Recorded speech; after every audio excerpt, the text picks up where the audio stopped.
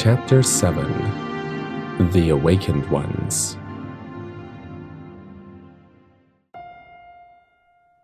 Sleep refused to take hold.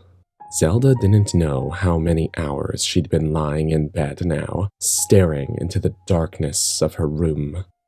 It seemed to mirror her heart, empty, devoid of light. She wanted to be angry at Milana, but couldn't fully muster the emotion. Milana was the only person who had been honest with her. Impa would only chastise her in a roundabout way. Rovin would encourage her no matter the truth. Milana was the only one who reflected every thought Zelda had had since 2 years ago. Since she let Hyrule fall. That was the crux of it. She wasn't disappointed in her lack of combat skills, nor her inability to keep friendships alive. She hated herself for allowing her home to fall into the hands of that monster, for allowing the hero, her hero, to walk right into a trap. She wondered still if he was alive, where he might be right now, and if he tried to salvage Hyrule's fate. Perhaps he got out of the Sacred Realm, away from Ganondorf. Maybe he went back to the safety of the forest to live out his days in peace. She wished this for him, but sometimes she would fantasize that he went looking for her, tracked her and Impa down, that he might show up one day, waltz right into Kageno and up to the inn, take her hands in his and... She shook her head of this wildly unrealistic thought. No, she could not allow herself these moments of vulnerability, of false hope. In the end, they would crush her. Sleepiness began to take her now. She could feel it, a sense of rushing over her head like the waterfalls in the grotto, a pull into some other realm. Down, down, into sleep. She opened her eyes to blue, so much blue. A high-pitched ringing in the air. The pain that had been throbbing in her cheek was gone. She touched her face and found it unmarred. She looked down and discovered she was standing on a pedestal, surrounded by symbols she recognized, the symbols that represented all the races of her world of Hyrule. She felt a surge of happiness at the sight of them, of peace, but it was short-lived. An old man stepped into her view, white-haired, Hylian, and large-framed. She did not recognize him, yet somehow he was familiar. The image of an owl flashed in her mind, confusing her thoughts. Where was she? Princess Zelda of Hyrule, the man began. You are in the sacred realm. The air seemed to leave her lungs for a moment. She wanted to reply, but found her lips frozen. The man lifted his hand and placed it on her forehead, closing his eyes in concentration. Her head was suddenly inundated with more images, children cowering in the crevices of Castletown as snarling minions passed through. A soldier skewered in the stomach by some kind of spear, a two-pronged mask upon a skull, the eyes glowing yellow. Darkness falling into Hyrule Field, on Lon Lon Ranch, on Kokiri Forest, a frozen cave trapping Zora inside, some of them freezing to their deaths. She fought them, the images, tried to push them away, tried to deny their truth. She didn't want to see the devastation. She didn't want to be witness to the results of her mistakes. It was too much. Too much. Then the man removed his hand and all faded away. Her vision returned to the endless blue, and suddenly she could speak. Why? She begged through a broken sob. The man looked her right in the eyes. You needed to see it, to understand the scope of what has happened, and what is to come, to know what it is you are fighting for. Fighting for? I've been hiding, she said, shame engulfing her. Why she was admitting her faults to this stranger she did not know, but it felt right. You've been waiting, he countered. She shook her head in disbelief. This man did not understand who she really was, what she had done. As though he could hear her thoughts, he responded, This was the course fate decided. Everyone within its purview has a role, and you fulfilled yours just as you were meant to. Fate? So some outside force decided she was to fill the role of, what, the coward? The one who did nothing? You are about To do something, he said and smiled. Who are you? I am the one who will set things in motion. That is my role. I am the Sage of Light, the protector of the Temple of Light. I am RinRin. That name, it felt familiar too, like a distant memory that didn't belong to her, but resided within her soul, within her blood. Your task has finally come to a head, and you will be the catalyst that brings the hero of time to his destiny. Her mind raced. Link. It must be Link. But the hero of time? What did time have to do with any of this? The hero will be given the blessings of the goddesses, the honor of wielding the Master Sword, and the power to harness time itself. And you, Princess Zelda, you will teach him the ways of this power. You will guide him toward his destiny. He will lean on you for this guidance, and you will work together to take down the Desert King, to bring Hyrule back to its natural state of peace. Each word he spoke was like a door opening, revealing more and more light. He spoke of hope, of a brighter future, but she still could not believe it. How? She asked, simply. Rauru leaned forward, his eyes becoming more owl-like by the second. By learning to harness it yourself. Zelda bolted upright in bed, feeling sweat trickling down her temples. It happened again. After 2 years of waiting, of praying, of begging the goddesses, she finally had another vision. But it was unfinished. She was to learn how to harness time, but the Sage of Light gave her no instruction, not even an inkling of how to accomplish such a task. Regret began to infiltrate her mind. Why hadn't she taken the opportunity to ask him about Link's well-being? Rauru had said she would be helping him. That meant he was alive. He was alive. Telma and Impa's eyes shone bright with curiosity as Zelda informed them of the vision she'd had. When she mentioned the hero of time, Impa spoke of a legend among the Sheikah of a similar nature, a predestined tale that some believed as simply myth. But now, it seemed, legend may become reality. A silence settled upon the table where they sat as the inn's daily noises sounded around them. There were several people in the dining room today, so Zelda settled into her shadow self.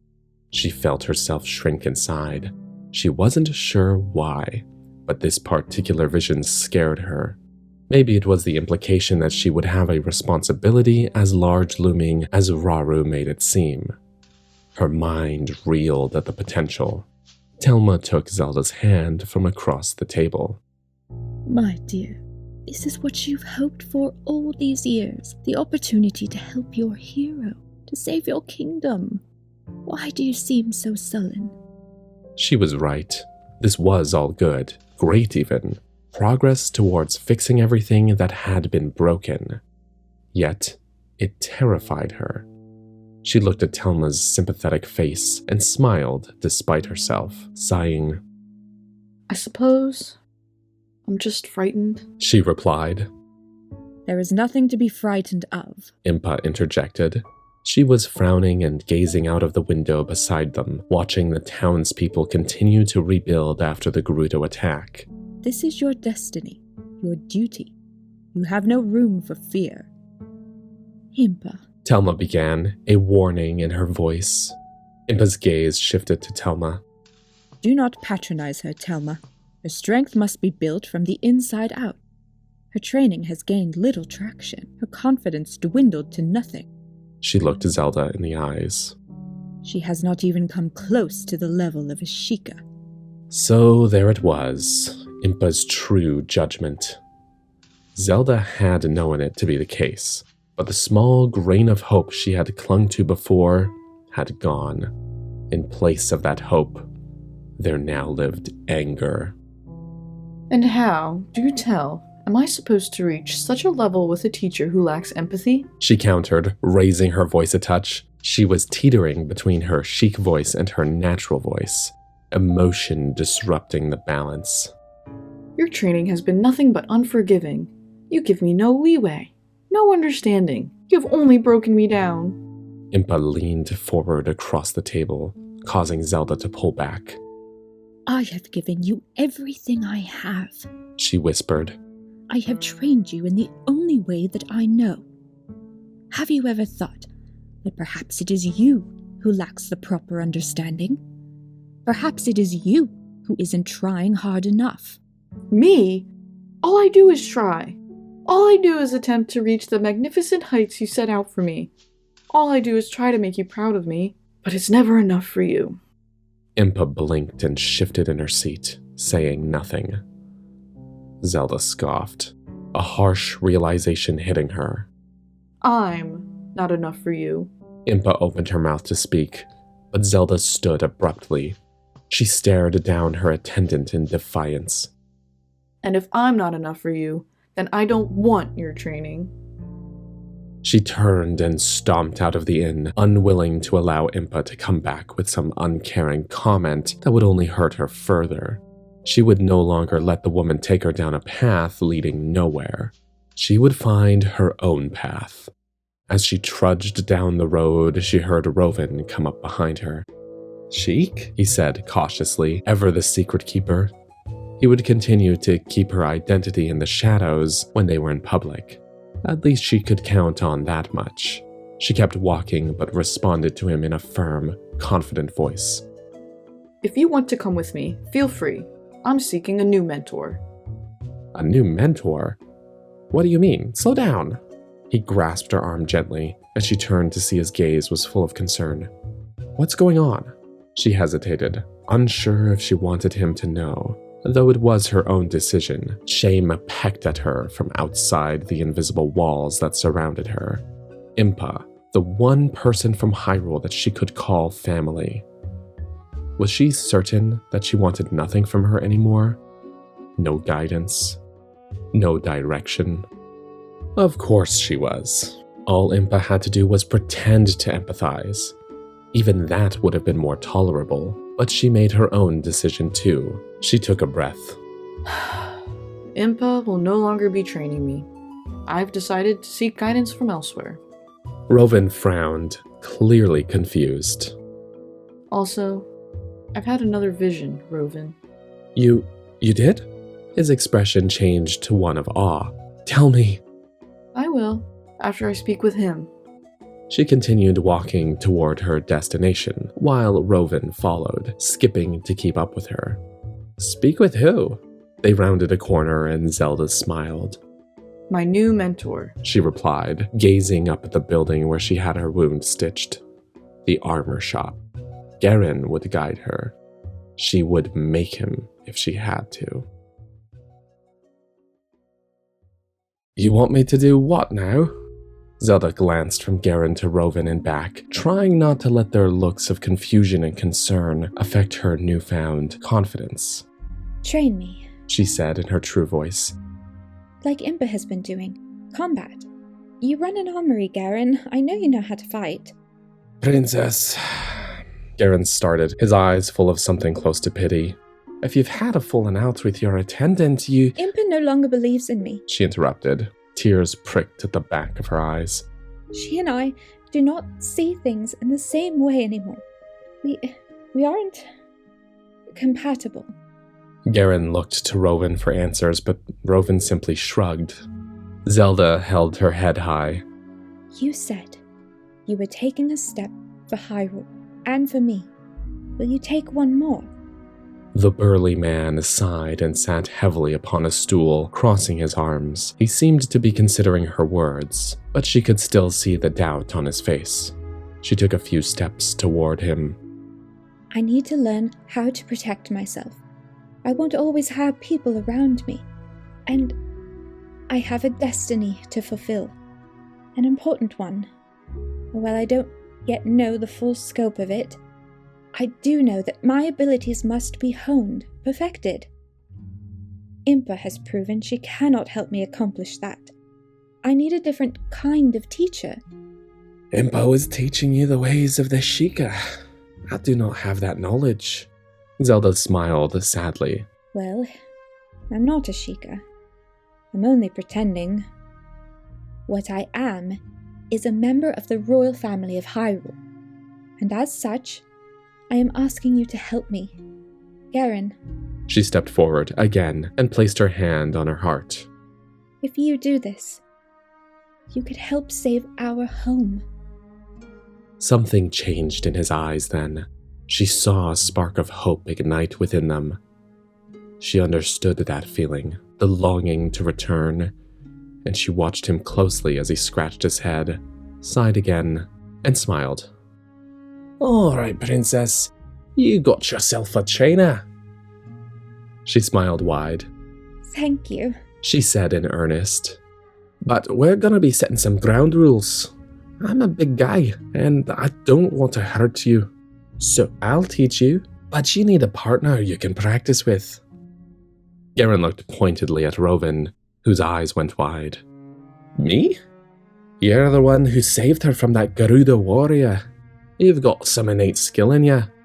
Zelda shifted uncomfortably, but she couldn't find a valid reason to contest Garen's rule. It seemed she would have to get over her resentment after all. That's all right with me, she said, and reached out a hand to Garen. He took it, and they shook. Meet me behind the shop tomorrow morning. First thing. I'll bring the weapons. You bring your sparring partner. Zelda nodded once in affirmation. For the first time, she felt in control. She made something happen for herself instead of waiting for someone else to. And it left her exhilarated. The storm raging outside served as a good cover, though Zelda knew she must still be as silent as possible. Her target, unaware she was close, moved about inside the building, outside which she crouched. There wasn't much time, and she had to act fast, yet unseen. But she knew she could do it. In the years since beginning training with Garen, she had developed skills she never thought attainable. But today, and these few minutes she had, would prove to be her ultimate test. Her chic attire was light, breathable. Telma had adjusted aspects of it over the years, making the getup much more bearable for Zelda to wear. Her movements were swift, smooth, quiet. Impa had once told her if she was to learn to move like a Sheikah, she must believe that she was made of wind. She must walk the earth as though it were mist, her steps light, her strides long. And she must understand how to hide in plain sight. It was one of the few bits of wisdom that had stuck with Zelda. Her eyes tracked the man inside the building from a window. He was wiping down counters, cleaning up for the end of the day, unsuspecting that he would soon be accosted by an unknown adversary. His back was turned to her, and she slowly, silently lifted the window just enough so she could squeeze through it. Earlier in the day, she'd snuck to this same spot to oil the hinges. Strategy was key. She was almost through, but then startled slightly as her foot caught on a wooden splinter. Watching the man, still scrubbing as he whistled a tune, she plucked the splinter from the hem of her pants, flicking it out of the window, still making no noise. Silently cursing at the tear in the fabric, she pulled her leg inside, placing her foot to the floor in a delicate motion. It was now or never. She leapt the distance between her and her target, brandishing her favorite small blade, and reached around his head to push it against his vulnerable throat. She heard him grunt and felt his hands grab her wrist, but she kneed him in his calf, causing him to shout in pain and buckle. He had to use both of his hands to catch his fall, and she stayed with him, her blade never leaving his windpipe. Round 2 goes to me. And then released him. Garen coughed before chuckling in assent. Round 2 goes to you, he agreed and accepted her hand to help him up. It had only taken her 2 tries, the first time a few weeks ago. She had fumbled by tripping through the doorway as Garen had been using the latrine in the back of the shop. He'd heard her stumbling, and that was the end of it. Her assigned mission, to sneak up on him, invisible and unexpected, had failed miserably. But it had only fueled the fire within her. She'd strategized for weeks since then, studying the shop's entrances and exits, measuring the distance between walls when Garen wasn't looking, determining how exactly she could best him. And it had paid off. You've impressed me, princess, he said as he tossed the rag he'd been using behind the counter and rubbed his throat. Zelda sheathed her blade, her head held high. So, she began. What do you think? Am I ready? He studied her for a moment. This past year had felt different from the years during which Impa had trained her. Zelda still struggled with certain aspects, combat at the forefront, but Garen's way was simpler. His expectations were high, but he did not get angry when she didn't accomplish something. Instead, he would redirect her, distract her, or simply explain how she could do it better. He was patient and kind, unlike Impa, whose rage, though quiet and contained, affected her ability to train. I said you impressed me. I did not say you were ready. Her heart sank, but Garen smiled at her and motioned for her to sit on a stool. She did so, her eyes downcast. Princess, you have given me a purpose here, he told her. Zelda's eyes darted upward and she frowned. Purpose? The man owned his own business. How was she the one giving him purpose? He nodded. It's one thing to escape your home, come to another place as a refugee, to start fresh. It's quite another to find ways to make a difference wherever you end up. That sort of thing isn't a guarantee, especially in a place you don't know. She supposed that was true. She hadn't really felt as though she was making any kind of difference in Kageno. She was still just hiding away. But this training would turn that tide, she hoped. I just mean to say, Garen continued, thank you for asking me to take another step. Zelda smiled. Only Garen could turn her mood positive so quickly. She looked up to him now, and he had become something of a father figure to her. In the time she'd come to know him, she had discovered that when Ganondorf made his move, Garen's wife and child were caught up in the battle in Castletown. They both succumbed to fatal injuries. To hear him tell it, you would think he had moved on quite quickly, but Zelda knew that he was simply good at hiding his emotions, in much the same way that she had to learn to become Sheik. But every now and again, she would catch him gazing at her with a deep sadness, and she knew he was thinking of his daughter, who would be about Zelda's age now. She felt as though, perhaps sometimes, Garen's tendencies to father her came from his traumatic experiences. So she let him. Disappointing Garen would be like disappointing her own father. So hearing him say she wasn't fully prepared was like a knife to the gut. But I'm not ready, she repeated, desperate to know why. She had come so far. Not until you are willing to allow Impa one last chance, he replied. Zelda's stomach turned. To train me? To help you. She scoffed and shook her head, looking away. How could he ask her to do that after seeing her progress? Impa couldn't help me in combat any more than Rovin could. You are my teacher, Garen. I didn't say combat. What? If you're to find that instrument, you need to know where to look. And in order to know where to look, you must chain your mind. He paused for a moment, his expression turning guilty. I can't help you with that, princess, even if I want to. He was right. She didn't want to admit it, but he was. The vision came a few months ago. The Sage of Light, Rauru, had infiltrated her consciousness again, coming to her with more information. The lack of communication up until then had driven her insane with worry, and she felt as though time was running out. But then the vision came, and she suddenly had a clearer mission. He had explained to her that in order to harness time, as he had claimed she would need to learn, she must find the instrument that would allow her the ability. The Ocarina of Time? She had asked.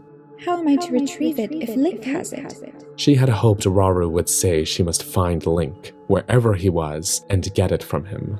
But that was when she finally learned what Link's fate had been. That he had been sealed away in the Sacred Realm to sleep until he was ready to take on the duties of the Hero of Time.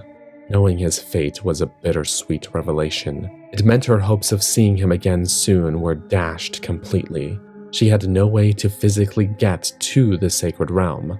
She could only travel there in her visions. But that also meant she had no access to the Ocarina, the only instrument she knew of that could harness time. Then Rauru had told her of the Goddess Harp. It is an ancient instrument hidden in a place that fiercely protects it. This was all he could tell her, a one-sentence riddle. Months had passed, and she still did not know where to even start looking. But now she had something concrete to reach for, a goal to meet. Many things were unknown, but now she could cling to this one potential. Perhaps she did have purpose here. So, you believe Impa can help me find the harp then? She said to Garin now. It was the last thing she wanted to do. She and Impa had a broken relationship. Even speaking to her about mundane things was difficult and awkward. If there is anyone in this place who can accomplish that, it is Impa. So there it was. If she truly did have a purpose, it seemed now was the time to fully succumb to its consequences. Zelda rarely knew where Impa hung around these days. Telma was the one person who might, but after Zelda asked, Telma's face flushed as red as Sheik's eyes.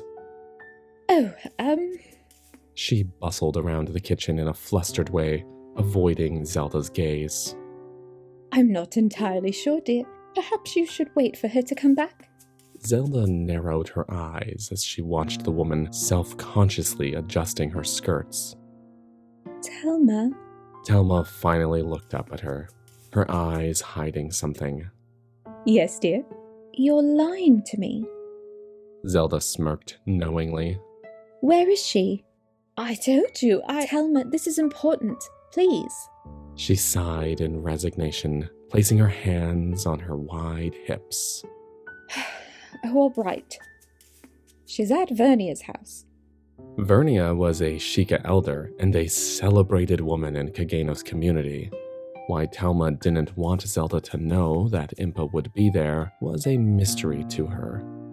Just make sure you knock, Telma said, widening her eyes pointedly. It wasn't a far trek to Vernia's, and Zelda racked her brain on the way, trying to determine why Telma was being so secretive. Perhaps Impa simply didn't want Zelda to know where she was at any given moment. Their strained relationship made for awkward run-ins on the regular, and Zelda, of all people, understood the desire to avoid that. She strode up to the home, a cute little cottage perched in the valley quite close to West Hebra Mountain. The toggles dangling from her porch read, "The Awakened Ones" in Sheikah script, a nod to Vernia's status as an elder, Zelda assumed. She did wonder absently what kind of business Impa might have with her, though. As though the universe decided to answer her question, Impa and Vernia came stumbling out of the front door, laughing, and Zelda turned her head out of embarrassment, pulling her face wraps higher. She was fairly certain she was not supposed to see their lips locked together like that. The two women did not seem to notice Zelda standing there for a good few moments, so she cleared her throat politely. Impa turned to see her, and her smile faded. Vernia's remained, however, and she waved. Hello, Sheik.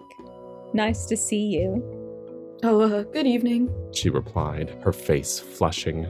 Now she understood Telma's hesitance, yet she also felt a flutter in her heart for Impa, happiness for her, and wondered how long the women had been seeing each other. Then came the stab of hurt, the familiar feeling of being left out of Impa's inside world. Things really would never change. She almost retreated, deciding maybe it wasn't a good idea at all for Impa to help her find the harp. But then Impa hugged Vernia and stepped down the staircase toward Zelda, and she had no choice but to acknowledge her. Is there something wrong? Impa asked. No. Nothing is wrong. I just had a request. Impa turned to wave goodbye to Vernia, who disappeared back into the house, and directed Zelda to walk back the way she came. What kind of request? When were you going to tell me? Zelda burst out in her true voice. She couldn't hold it. No one was around, and she needed to have a moment of authenticity with Impa. For once, they stopped walking, Impa avoiding Zelda's eyes. I didn't think it necessary, she said. Didn't think it necessary? You thought it necessary to inform Telma that you had someone special in your life, but not me. What I do with my own time is no one's business but mine. Plus, I didn't think you'd care to know. That stung.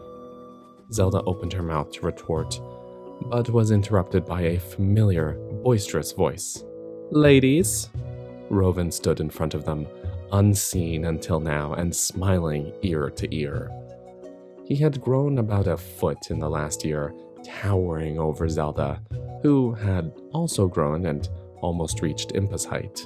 His dark hair fell into his eyes, which darted from Impa to Zelda questioningly. Zelda tried her best not to allow his increasingly good looks to distract her. Are we sparring today? He asked Zelda. Their little combat training sessions had become something of a routine for them, and Rovan enjoyed them immensely. She had to admit after a while that he truly did have some natural skill with a blade, and Garen had been right to have them train together. They had developed a sort of combat relationship, a language they used to communicate in deeper ways. She felt the connection between them strengthen daily, and she knew Rovan clung to each moment with desperate fervor. Though she could feel every bit of that same emotional power, she stunted it as per her usual, and she did not have time for it today.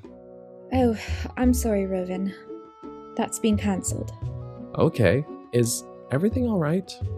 We're just fine. Impa replied. Now what was it you needed, Princess?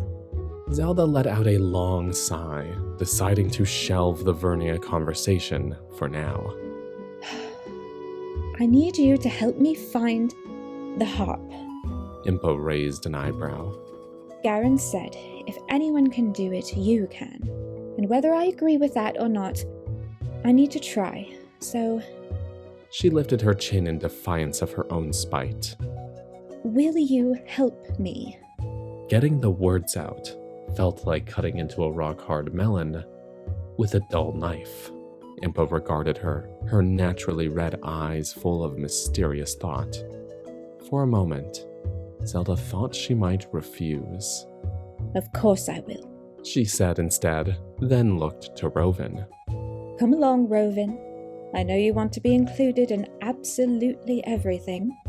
She continued walking, leaving the teens to stare after her. Well, Rovan said, she isn't wrong, and gave her a goofy smile. Zelda rolled her eyes and followed Impa into unknown territory yet again. I am not drinking that. Zelda and Rovan watched as Impa crushed the mushrooms into a sludge. She scooped it into a cloth bag to place in a mug of hot water that Telma had brought to Impa's room at the inn. The very same mushrooms that rebellious children in Kageno had been recreationally consuming for years. Impa continued working, ignoring Zelda's vehement pledge. Impa, we're not doing this. It's dangerous. I've known children to almost drown in the grotto after eating these things. Her attendant let out a harsh sigh and turned to Zelda. Your mind is muddled with conscious thoughts, She began. You need to clear it to bring yourself into a meditative state. These fungi will help you do this. It isn't dangerous if you have someone with you to protect you, to guide you. That's what you asked me to do, isn't it? Well, yes, but so let me. Trust me. Zelda gaped, her heart racing as Impa returned to her work, swishing the teabag around a few times in the water. Rowan touched her arm. It'll be all right, Zelda. I'll be here too. I'll make sure nothing happens to you, I promise. He lowered his voice to a whisper. If you can't trust her, trust me. Have I ever steered you wrong? He definitely had, but she gave Rowan a smile in response. At least he was trying. I still don't understand why I need to meditate. How is that going to help me find the harp? Your heart knows where it is. It always has, because you were meant to find it. If you can clear your mind and heart of all earthly distractions, you'll be able to hone in on it. One can always find what one belongs to. Impa handed her the steaming mug. Zelda sniffed it and recoiled. Ugh, it smells like death, She said, wincing. Impa simply smirked and directed her to sit at the small table next to the window, the one facing the waterfalls that had captivated Zelda over 3 years ago, their beauty still enthralled from afar. Drink it all, Impa encouraged. Zelda gave her a scathing look, swallowed down her nausea, and downed the mug in one gulp. It took only minutes before she began to realize her vision seemed sharper. Lights glowed brighter, soft halos surrounding them. The candle burning on the table danced, and tiny sparks fireworked out of the flame. Then she made the mistake of looking at Rowan's eyes. Rowan had hazel eyes, but right now the green in them shone like the greenest grass. They almost glowed. It gave him a haunted look, but she could quite literally see the emotion bleeding from them. The love. She had to dart her gaze away from him, lest she become too lost. She decided in that moment not to look Impa in the eyes.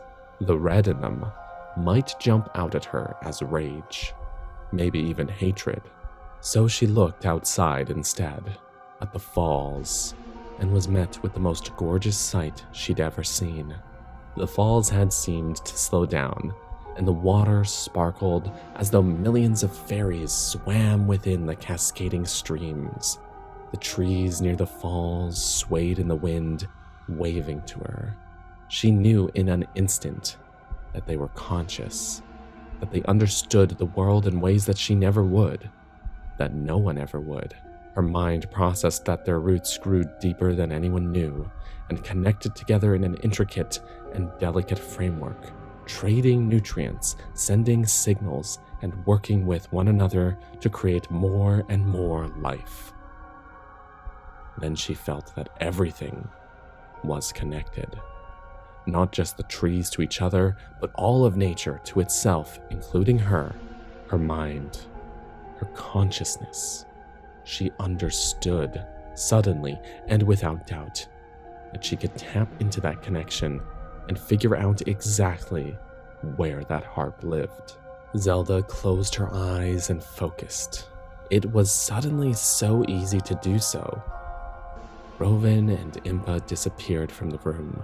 She no longer sat in a wooden chair, but instead floated on a misty cloud. It didn't really support her weight, it just held her. Like a hug, it wrapped around her body. But her body was no longer physical. She was a floating spirit in the middle of the valley, and she was flying towards something. Something familiar. Something ancient, beautiful, wild, fierce. It is an ancient instrument, hidden in a place that fiercely protects it. Raru's words. They no longer felt like a riddle, but like a pathway, a map. She was still flying, and she arrived at her destination. That ancient place that pulled at her made her anxious and confused, except now she understood why. The grotto was made to fiercely protect something magical. She no longer flew, but now felt solid ground beneath her feet. And like many visions she had come to experience, she felt the familiar pull and entered one now, this time abruptly and without sleep. She stood on the same pedestal as before, Raru positioned in front of her. This time she could see more detail, and she paid more attention. The blue walls seemed to streak with water, though the substance didn't look exactly like it. Across from the pedestal behind Raru's form was an alcove in the wall, almost undetectable. While dark inside, she could just see the silhouette of someone lying down. The figure wore a pointed hat, and something tiny and glowing settled next to them. Her eyes welled up as her mind recognized the boy in green and his fairy. They sleep now, Raru said, startling her. and they will continue to sleep until the boy is ready. He stepped fully into her sight, blocking the view of Link's slumbering form. But you, princess, are ready to accept your destiny as it lies before you. You need not sleep. She felt more open this time, willing to take whatever this sage of light would hand her. She stood tall and remained calm, quietly allowing the power of the sacred realm to wash over her. She felt her light magic singing within, something she hadn't experienced since that night she escaped the castle with Impa. She honestly had barely even thought of it since then. Her magic was innate, but weak and untapped. Now she felt its potential beginning to stir. You will make your true self known to 5 ancient sages of the past, Raru continued. She wanted to ask questions immediately, but stayed her voice, somehow knowing the sage meant to give her an abundance of information. Forest, fire, water, shadow, and spirit. These are the elements over which the ancient sages rule, which they protect. They are guardians of the temples housing these magics. Hyrule is home to these sages, though only in the past now. He paused, his eyes flicking to the floor for a moment. She detected a powerful sadness emanating from him, one that she was sure she'd never before felt. Ganondorf, the usurper, the king of thieves and evil. He murdered those same sages in cold blood after taking over Hyrule and spreading his darkness across the land. More death, more darkness. The evil man carried a soul so dark, Zelda did not deign to think he could be defeated easily. She looked Raru in the eyes, determination filling her up. What must I do? She asked. How must I make myself known to these murdered sages? The goddess heart, he answered. You now know where to find it. Playing the Ballad of the Goddess on the instrument will transport you back in time. Focus on the time period to which you wish to return. 4 years ago should do it. She heard the sweetest notes being played underneath that magical ringing sound that pervaded the sacred realm. And suddenly, the words to this song she'd never heard of before made a home in her mind. Zelda slowly began to understand. She needed to go back to when the sages were alive, to when they were successfully guarding their respective temples. to when Ganondorf had not yet put his plan into motion. The sages who were called at that time had guarded knowledge and understanding of their innate magics, which Hyrule hides, the underlying greatness and power which holds our worlds together like woven threads. You have now seen that integration, and have come to understand how important it is. This is what Ganondorf's reign threatens. When you reveal the harp's power to the sages, they will know you are someone they can trust, and they will each give you what you ask for. Which will be what exactly? Songs, he replied with a serene smile. Songs that you will then teach to the hero of time. Songs that will transport him to each temple so that he may break the evil curses Ganondorf cast on them, and so that new sages may be called. Zelda's mind reeled. All of this responsibility, all of this power, she would wield it herself to call on the awakened ones. And alone? Raru's expression turned sympathetic. The goddess harp can only transport one person through time. Well, Rovin would be peeved. Raru chuckled at her thought. I accept this task, Raru. I do, but I do not know if I have enough faith that I can do everything you ask of me, that I'll be successful. Raru stepped forward and took her hand in his. They were quite calloused, surprisingly. Princess Zelda, you are the only person in this world who can be successful. And why is that?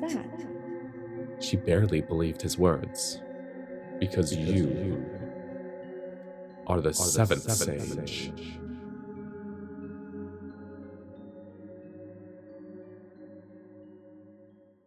Zelda and Rovin stood in the center of the grotto, a light rain misting them. She could feel the harp pulling at her. Ironically, it hid behind Rovin's favorite waterfall, the one they always sat across from and stared at regularly. All this time, her destiny laid behind that cascading water, calling to her, and she had no idea. She looked to Rovin, who nodded with a strained expression. He knew she had to do this on her own, but he wanted to be here for moral support. So outside the waterfall he would stand, ever the diligent and hopeful friend. When she had confessed to him that she had to go on this journey alone, as expected, he was not happy. But time would breed acceptance, just like it had for Zelda. There was no way around it, so she stepped through the waterfall, the cold, foamy veil drenching her.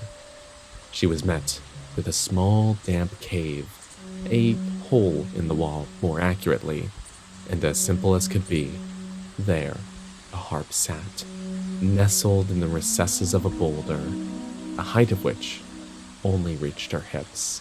The instrument's symmetry pleased her. The arms curled at the upward ends. It was about as large as her width from shoulder to shoulder, and as she picked it up, its lightness surprised her. Zelda felt a vibration rumble through her body as she touched the polished wood. She tested a string, plucking it lightly, and the sound rang out high and clear. And she smiled, feeling for the first time in her life that her purpose and power were far-reaching, that her life had true and distinct meaning, that she had a destiny.